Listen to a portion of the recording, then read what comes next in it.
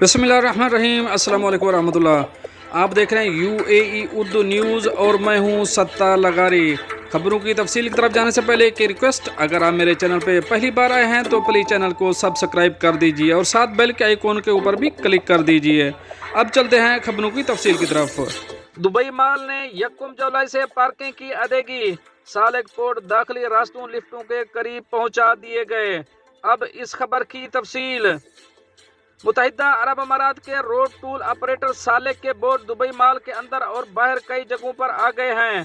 खरीदारी की मंजिल से एक दिन कबल उनके ज़ायरीन के लिए अदायगी शुदा पार्किंग शुरू हो रही है।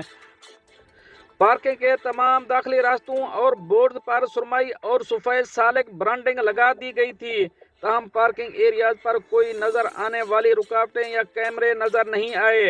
1 जुलाई से सालेक कंपनी के ताउन से दुबई माल में पेड पार्किंग शुरू हो जाएगी। इसका इत्तला ग्रैंड सिनेमा और फैशन पार्क पर होगा। जुबील और फाउंडेशन व्यू पार्किंग फिलहाल मुफ्त रहेगी। माल के अंदर कई लिफ्टों के बाहर पेड पार्किंग के निरखों की निशानदेही करने वाले इशारे लगा दिए गए थे। ये सहूलत हफ्ते के दिनों में 4 घंटे और हफ्ते के आखिर में 6 घंटे के लिए मुफ्त रहेगी। इसके बाद माल में हर इजाफी घंटे के लिए रकम वसूल की जाएगी। 24 घंटे से ज्यादा पार्किंग इस्तेमाल करने के चार्जेस 20 दरहम से लेकर 1000 दरहम तक होंगे। ऑपरेटर के मुताबिक पार्किंग से बाहर निकलने पर गाड़ी के साले अकाउंट से रकम काट दी जाएगी।